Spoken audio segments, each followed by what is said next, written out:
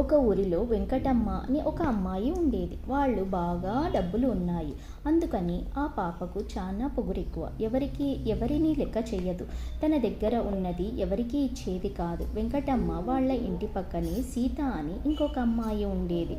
వాళ్లకు డబ్బులు లేదు. నిరుపేద కుటుంబం వారు. ఒకరోజు దీపావళి పండగ వచ్చింది. వెంకటమ్మ చాలా బాణాలు కొన్ని తీసుకొని వచ్చింది. సీత కూడా బాణాలు కాల్చాలని ఇష్టం ఉండేది. వెంకటమ్మ దగ్గరికి పోయి నాకు ఒక టపాకాయ ఇవ్వవా అని అడిగింది. వెంకటమ్మ ఒక చేతిలో టపాకాయ మరో చేతిలో అగరబత్తి పట్టుకొని ఉంది.